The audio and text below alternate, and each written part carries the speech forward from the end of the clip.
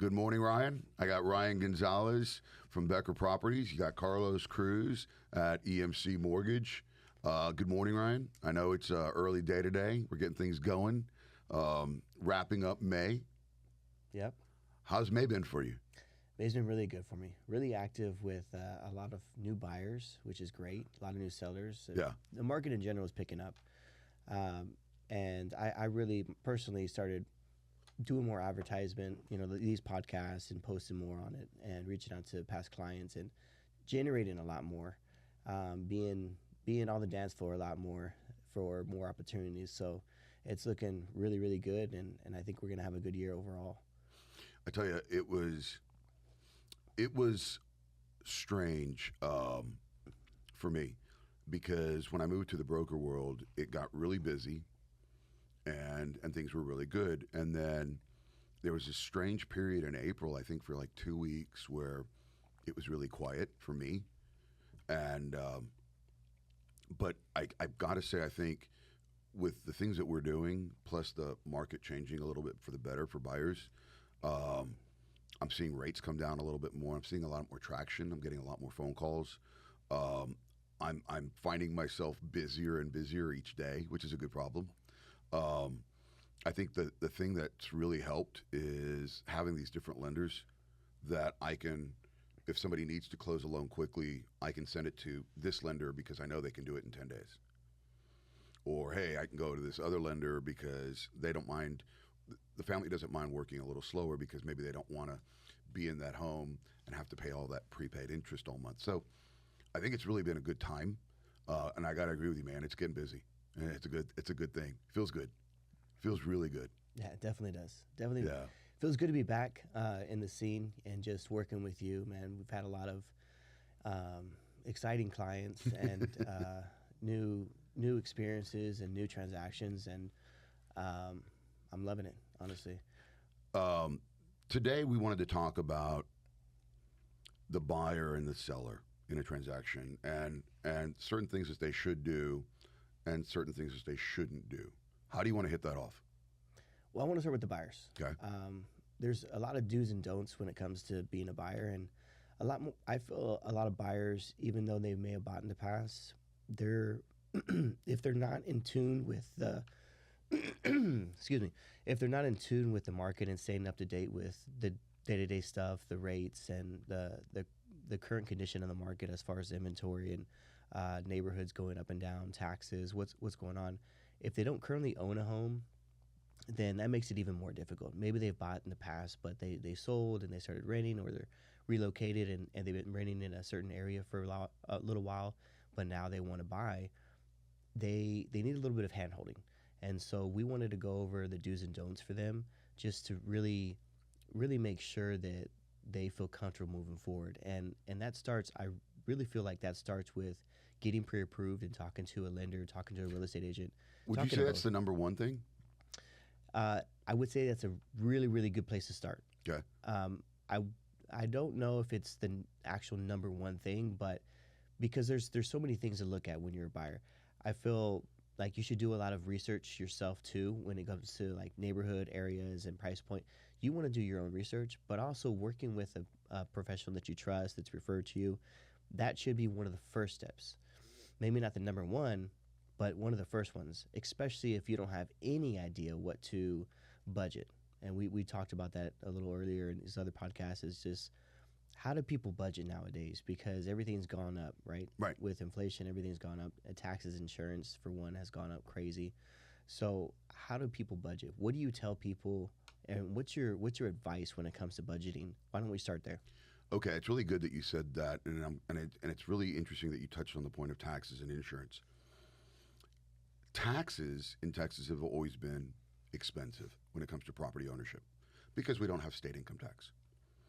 What's interesting, though, is a couple years ago, the state legislature made some changes, and so we saw a pretty large decrease in property tax bill that we had to pay each year. Great. It was going to help a lot of people. It helped me. Problem is that insurance has gone through the roof. And it was interesting. I was reading an article that Mark Cuban was talking about. He's like, the number one obstacle that families are facing is rising insurance. That is what's holding people back from buying a home. You know, I told you, I think last week, we have a lady that was looking at a house along the Gulf Coast. Problem is, that's not $200 insurance. That's $550 insurance. And not being aware of those things, not having those conversations, not doing some research, that can be a huge problem. I was talking to my friend Luis last night. He does a lot of business. He's working with, on average, 15 different families a month. And he was telling me that, I said, well, who's your go-to insurance broker? And he said, honestly, Carlos, he said, I've sent 3 different deals to 3 different brokers and got 3 different deals. One was better on this one. This loan was better with this other agency, and this other agency was better on one deal. There was no consistency. Damn, that's not a good sign. And it makes you wonder what is driving these costs. And unfortunately, insurance is I mean, it's when you start reading a policy, it might as well be a foreign language from a different continent. It's so when I think when we start with what should you look at, what should you do, I always ask people, what are you paying rent? You know, are you willing to pay a little bit more if you need to? What do you feel is comfortable? Because it doesn't matter what I think they can afford. It matters what they feel like is something that's comfortable for them. I spoke to a woman a couple weeks ago. Her hard stop was $2,000 a month. She said, well, I can afford $2,250 because she found the home that didn't require any renovation. Mm-hmm. So it made more sense for her. That makes a lot of sense. And here's going back to the do's and don'ts. When they got the inspection on that home, which is something that I think everyone should do, because I didn't do it and I regretted not doing it. But she got the inspection and there wasn't a single flaw with the home. Awesome. I think the inspector said, you know, this is probably one of the best houses he'd seen in years. Made her, as a first-time buyer, very at peace. Oh man, I've only heard that maybe once, and I've sold hundreds of homes. It's crazy because there's always going to be something that pops up in the inspection, and even if it's minor, it gives buyers a peace of mind if they find a little bit of a couple different things versus finding something that's going to cost them like a huge amount of money. Even if we get the seller to actually like give credit for that or fix that or whatever, it kind of puts a stigma on that house, you know, from that point on. But inspections are necessary for sure. And there was a time where inspections and appraisals were getting waived. Yeah. When we're in that really hot market in 2020, 21, and that's when you bought, right? Yeah. So you waived the inspection at that point. Yeah, there was a ton of buyers doing that just to win the bid. It's again, another friend of mine bought a home recently, and I did his loan, and we were talking about it, and I said, how do you like owning a home with a pool and a hot tub and all the fancies? He goes, man, he said, my inspector missed a couple things. I said, what do you mean? He said, well, the pool lights didn't work. I go, bro, those are $1,000 bulbs. He goes, yeah, I know. And he goes, and the hot tub doesn't work. And I said, well, you've got a home warranty for the hot tub, right? He said, oh, yeah. Well, now the home warranty guy goes out there and he goes, well, this was something that was clearly broken before you bought the home. So guess what? We're not covering it. Yeah, that's how they operate. So when you're doing that home inspection, you really need to make sure it's thorough. And I asked him, did you go with him? And he goes, no, I didn't go with him. Go with who? The inspector to look at the house when he did it. Yeah. We talked about that. I definitely recommend that too. And there's a separate pool inspection too, not just the normal general inspection. Okay. Typically, inspectors will ask you if they notice it has a pool, hey, do you want a pool inspection too? Because it's a separate inspection. Along with the sprinklers, that's an add-on. That's not included with the general inspection. Oh, man. If there's a septic, a lot of inspectors don't do septic inspections, so you have to get a septic company, a septic company to do an inspection, or somebody that's certified in septic. Mold inspection, if the current inspector finds something that looks like mold. A lot of general inspectors are not mold inspectors. They can't call that mold. They can just say, hey, it looks like some fungus growth or whatnot. But they need a whole nother inspection for that. So you can go down a rabbit hole, especially if this is an old house and it's been sitting for a while vacant, and there's been maybe animals in there or Things break. rodents in there over time, right? Wear and tear. A house that's sitting vacant like that, man, they could have a ton of problems. So you just got to be aware, and also Ready. the age of the home. Just Well, that takes me to another point. definitely.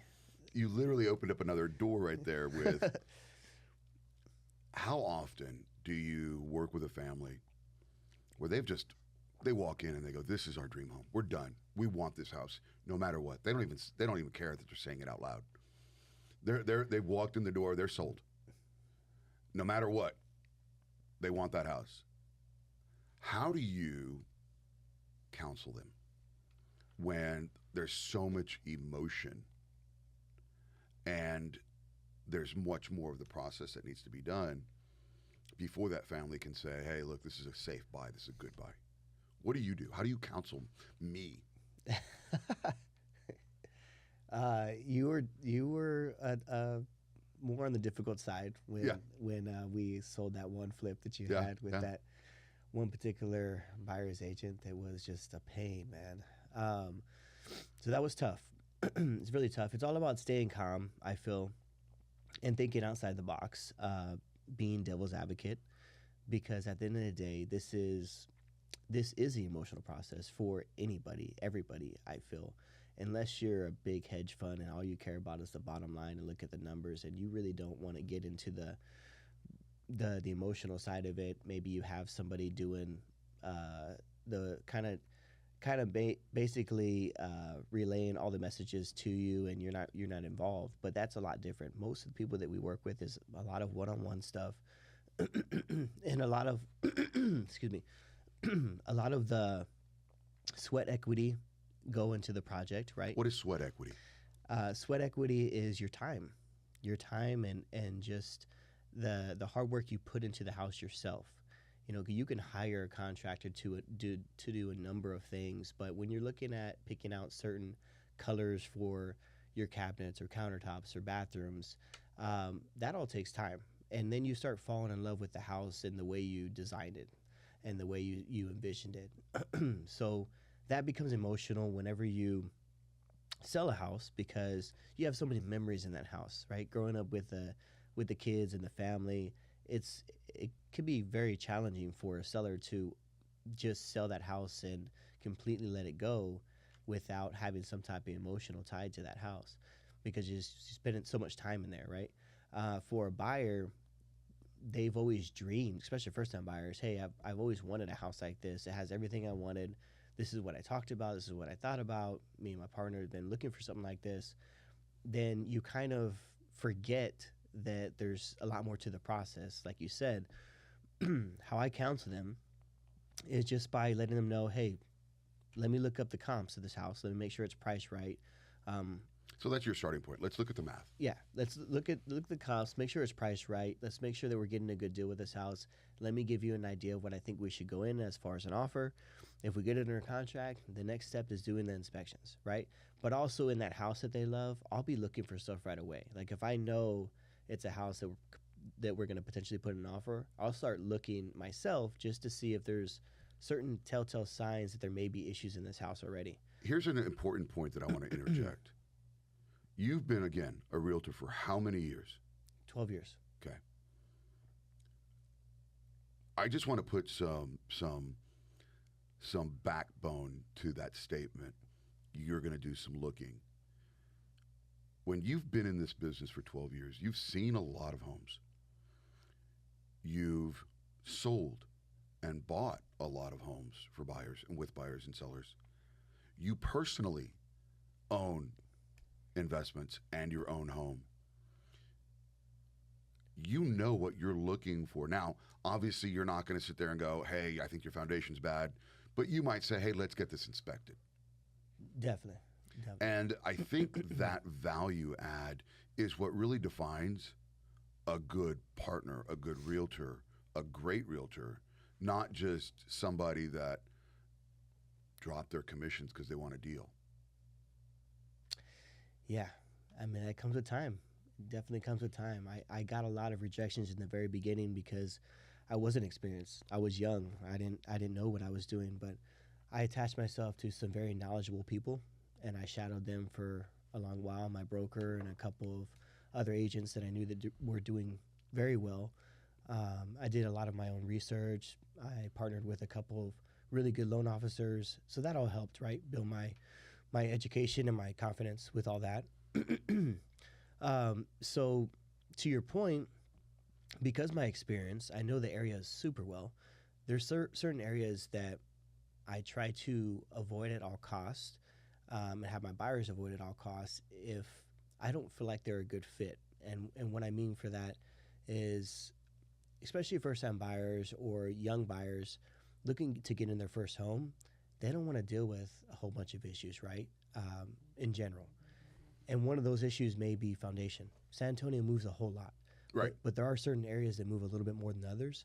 So when it comes to foundation, I'll tell these buyers first off, straight up, hey, look, if you're looking in this area, just prepare that there may be some foundation settling to where it needs to be either repaired or it has already been repaired. But just know that it could happen again potentially. So there's a lot of movement in this particular area. I go to my mom's house, man.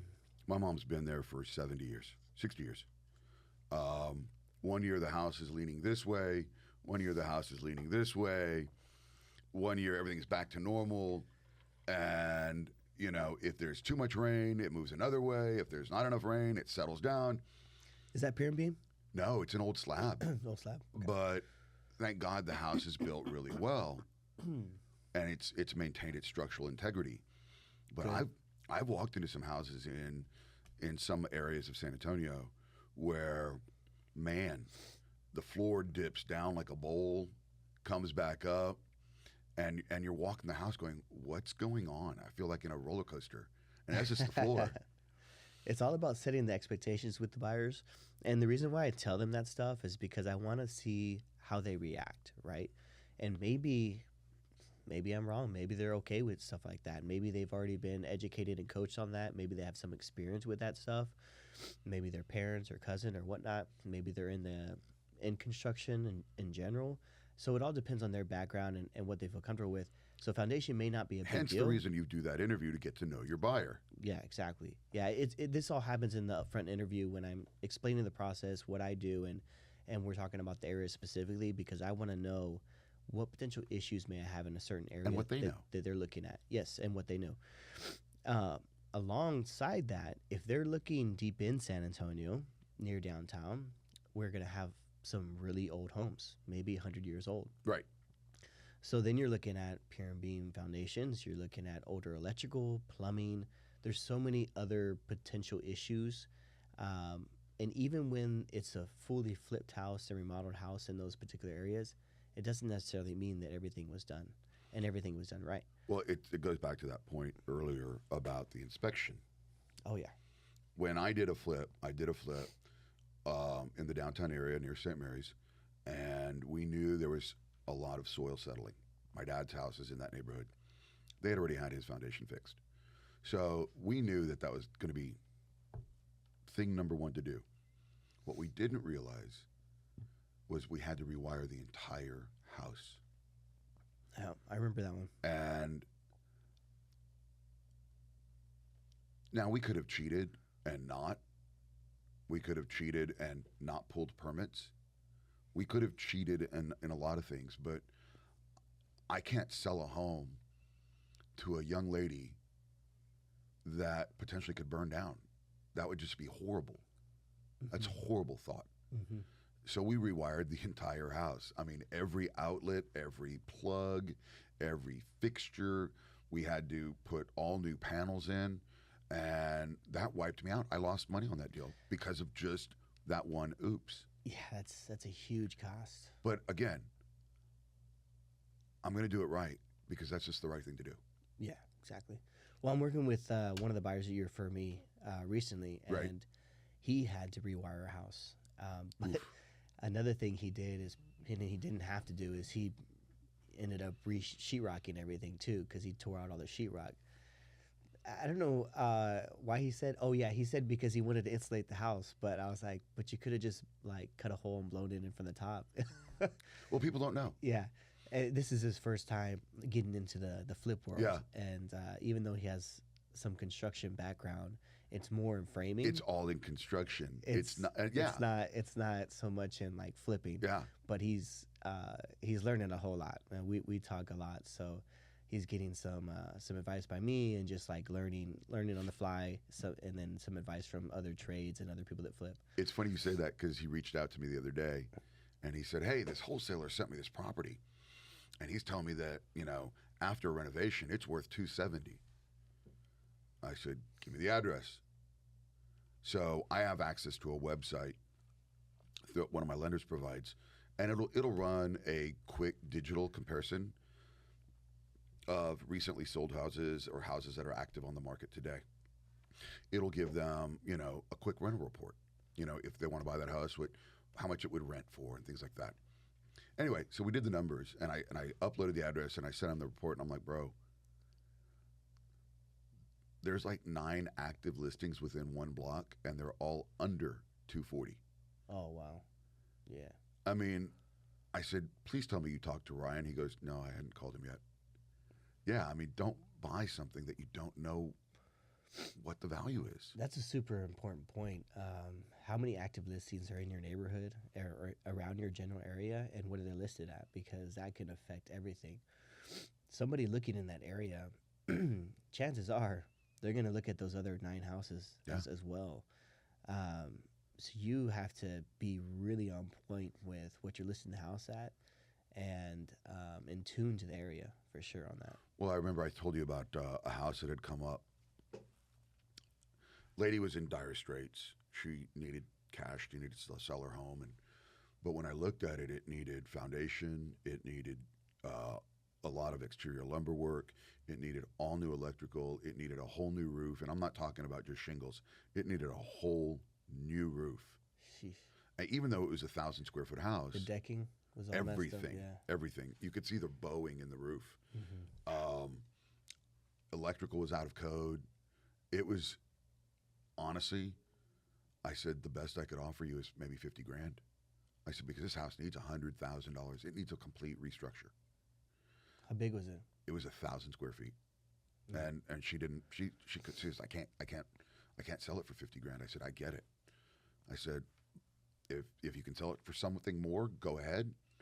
I said, but as an investor, knowing that I have to spend 100 grand of my money, and knowing that I might only get 165, 170, I said, that's just math. Yeah, after that one that you did, you're like, I'm a lot more frugal. You're very cautious about your next project, right? Yeah. I'm not going to pull the trigger and make that mistake again. Yeah. You're adding up all those little costs that you didn't account for the first time, and the potential cost, because you already know what that rewiring cost is, and so if a house needs that, that's a huge chunk. It's funny, we talked earlier about the stories. I bought my first house when I was 30, and I felt safe in that decision. Because I got the inspector to look at the house, and it was good. But again, I'm going to be really nerdy, and I'm going to be like, I was the guy that was roaming the aisles at Home Depot every weekend to figure out how much stuff cost. How much did tile cost? How much did grout cost? How much did a garden hose, a lawnmower? Because all of those things come into play. This young lady that I'm doing the deal for in Austin right now,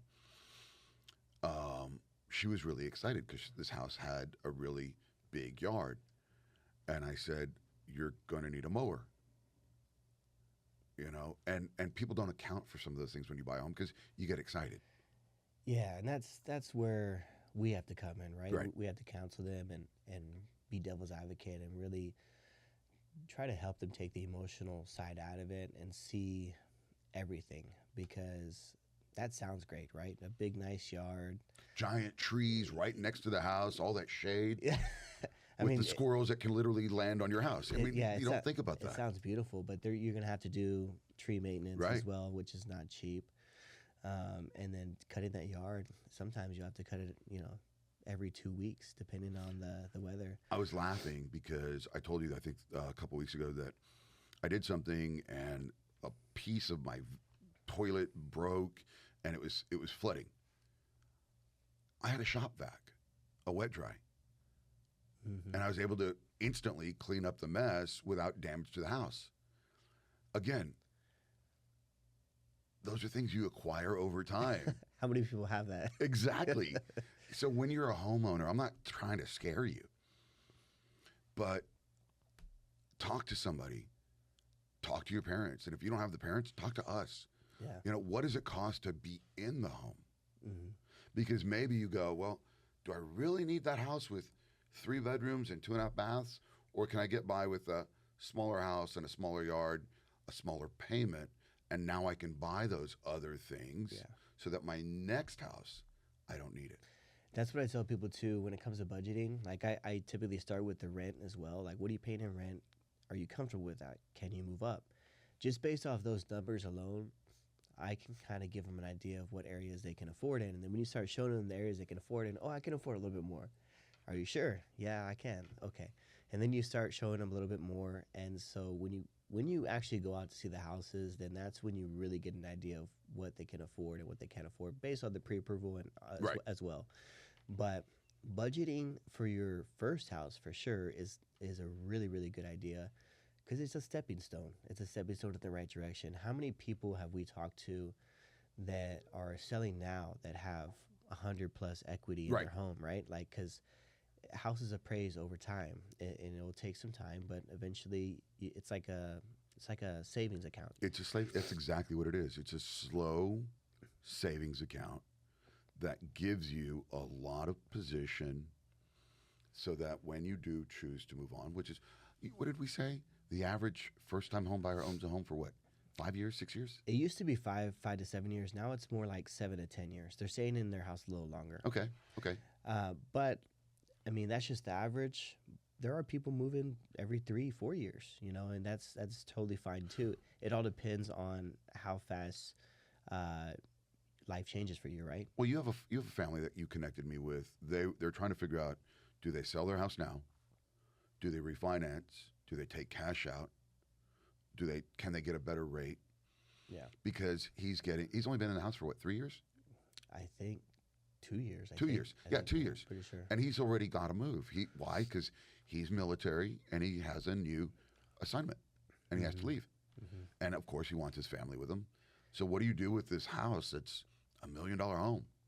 Yeah, for them, it might be best just to rent it out because they'll make some money right now, but it might be best just to rent it out until they come back because their home base is San Antonio. They want to be back here. I think he's going to retire in a couple of years too. I think that's what he was saying. So it just makes sense to keep it probably and rent it out. But they might look at selling it too as an option. But knowing your options is Yeah, because he and I spent time talking about what the rate would cost, and it was really funny. Even though it was Memorial Day weekend, I went into the system and I uploaded his loan scenario and I shipped it out to a couple of the account executives at the lenders that I work with. And I'm like, look, this is the cost for the rate. These are the other guys he's looking at, other lenders. Freedom Mortgage. And I said, he wants to know who's going to give him a better deal. And 2 of my account executives cut the cost. That's awesome. I mean, all that means is, yeah, I've got to lean in and lower my comp, but I don't care. The guy's getting a better rate. It's almost like, I think, half point better. Yeah. And he gets to skip his payment for 2 months. Yeah. And that's probably the way he's leading, right? Yeah. Probably the way. I think once he finishes talking with you and decides, do I rent, do I sell? I mean, that's a huge opportunity for them because it's just one less headache. In that particular area, I think he bought for a lot lower than he can make right now, or that he could sell for as well. Wow. So, if I remember right, because it's a growing, developing area right outside 1604, and anything outside 1604 is just blowing up right now, especially in the last 5-10 years, depending on where you bought. So, that can happen, and that can happen too. So don't overextend yourself. I would say that would be a good like do not do. It's it's so easy for little things to pop up quickly, right? A toilet mess. Imagine if that had happened when we weren't home. Hmm. I've heard stories of, you know, I had one family, she called me and the water heater had busted. She didn't know who to call. So I shared her a couple contacts with different contractors, and they all immediately said, hey, we can get out there and we can get it taken care of. That way you're not without water, hot water. I've had families call me, they're like, we don't know who to call, my AC just went out. And it's always in the middle of the summer when it's the hottest and the most expensive to fix. So, I mean, having us as resources doesn't just end when the deal is done. I really enjoy the fact that having families call me over time means that they truly still trust me. And I will tell you that's very rare for families to call the loan officer, because I get those calls for sure. And I preach to them and tell them, hey, I got a list of contractors. Anything goes wrong with the house, feel free to call me. I'll send you 2, 3 referrals for that trade, and I've used them all.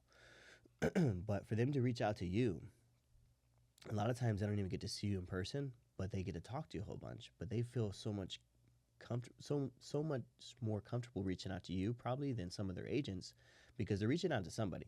Right. It's either me or it's a loan officer or a family or friend.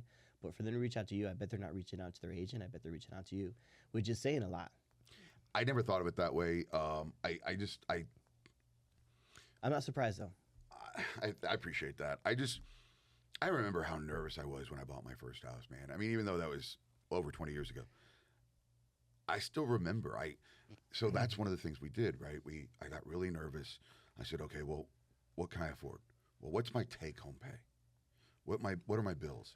Oh wait, now I got to pay for my cell phone. I got to pay for my internet. I got to pay for CPS, the electricity, the water. I'm like, oh my God, I can't afford a $2,000 payment. I can afford an $800 payment. Yeah. You start backing out, and you go, wait a minute, I don't want to change how I live.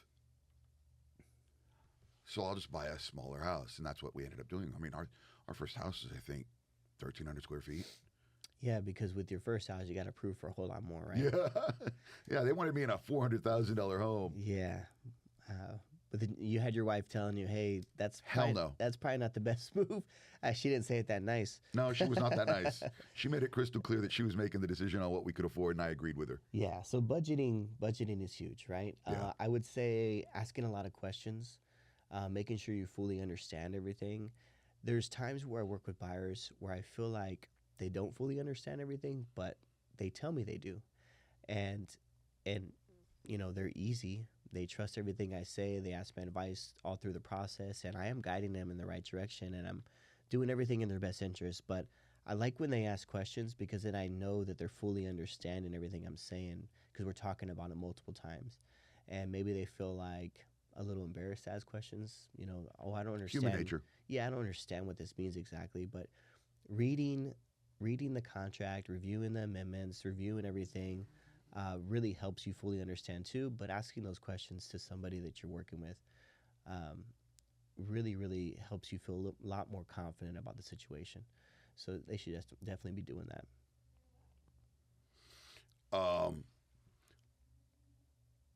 It's interesting when I look back at all the transactions I've done. When I get a buyer that comes from you, they're empowered. They know what to expect. They know that on day 1 through X, they're out looking for houses. They're going to be getting this each day. They're going to be looking at this, and they have a process of communicating back with you. And then they know that when they get under contract, this is what's going to happen on day 1, day 2, day 3, and the first 5 days. Because that's really the most chaotic, right? Mm-hmm. They've got to sign this, they've got to sign that, they've got to get this HOA document, they've got to make a deposit for the earnest money, the option money. They know those numbers, and they feel comfortable. Yeah. You have no idea how many realtors will send me a deal, and when I'm talking to them, I'm asking them, are you aware of what that first week's going to look like? And they're like, what are you talking about? I said, did anyone talk with you about earnest money or option money? They're like, no. What's that? Oof. Yeah. And they'll ask me, well, what's next? And I said, well, you want to get your house inspected? Oh, yeah, I think they mentioned some of that, but I don't, what, tell me again? Um, it's really, really disappointing, but instead of me being judgmental, I'll reach out to the realtor and just say, hey, I let them know about this. Can you go ahead and back me up and help them understand that this is a process? This is normal. You know, on day 5 or day 3, they're going to get an email that says they need to write a check or send a wire for $800 for an appraisal. A lot of people just don't know those things. And it is a good partnership to work with somebody that sets that stage so that we can go ahead and execute well. That first initial meeting and consultation with the buyers is so important. It really is. It sets the stage for the whole transaction moving forward. And it's all about setting the expectations with them. Like you said, letting them know what to expect when you first go out looking, when you first put in an offer, when you first get the offer accepted, when you first get the inspection, when the appraisal's ordered, what the loan officer is going to ask for typically. When you just set these expectations, the more they know, the more confident they feel moving forward. And really, like, it just makes everything go a whole lot smoother. Oh, yeah. The whole process. So the last, and that kind of goes along with what we were saying is there's a lot of stuff that's going to come up in the inspection or that you don't expect in the process or transaction. We were just talking about this. There's always something that comes up. But the more you prepare these buyers, the more they don't really freak out. And it's a lot less emotional because you know how to handle it. You've already kind of prepared them for it in some sense. And then they know that you got their back whenever it comes to something that comes up, whatever the case may be. I had a transaction that I found out just on Tuesday. It didn't appraise. I'm representing the seller. And we missed the appraisal by $8,000. That's a lot of money. That's a pretty big amount, right? So we're contesting the appraisal, and we're trying to get a value up on the appraisal. But at the same time, we're going to renegotiate with the buyer to reduce their closing costs because we did give them closing costs initially with the first offer. But there's always a way to work this stuff out, you know, and seller's not going to be particularly happy with that. Buyer's not going to be particularly happy, but there's got to be a compromise because of the market we're in and, you know, how appraisers are being a little bit more conservative and strict about their appraisals and what they're giving value for and stuff. But I questioned them on a couple things and I set the stage for the sellers because they're all freaking out right now. They're thinking, oh, we got to go back on the market. The buyer's not going to buy. We're not going to close.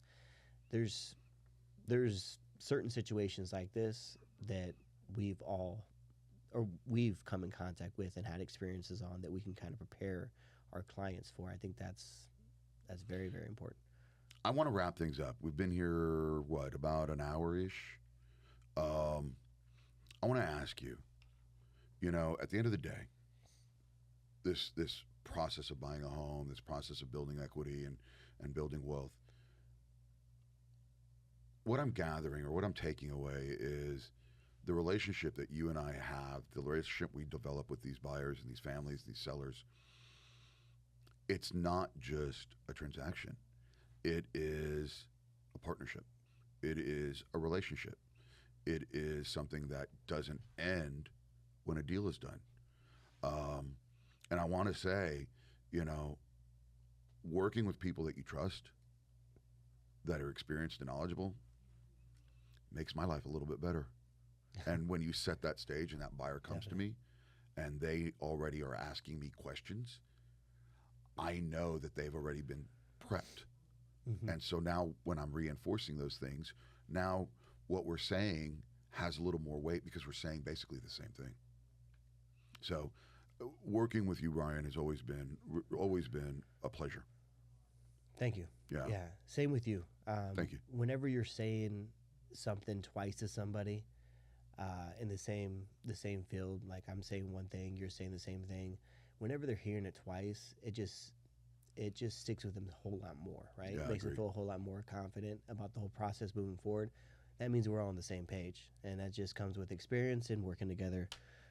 So, like you said, man, I really appreciate you as well, and I think setting and preparing the clients up front, setting them up for what's to come, and setting expectations is really important. I feel like we both do a good job of that, and we both do grow these relationships to be long-term relationships and not just a transaction, It's kind of cool. which is important. Yeah, Yeah. it is cool. It is Yeah.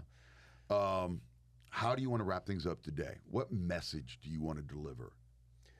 I would just say to everybody out there, we always say this, but whenever you're getting into the process and first looking for a house, it's very important to reach out, ask questions, do your own research, but ultimately work with somebody that you feel comfortable with, right? That you trust. And I feel like me and you are those people. So I agree. I would encourage people just to reach out and ask questions, even though you may not be ready right away. We're here for the long run. So I agree. whenever they are ready, we'll be here. Absolutely. Hey, thanks, Ryan. Thanks, everybody, for paying attention. We'll see you next time. All right. Thanks, guys.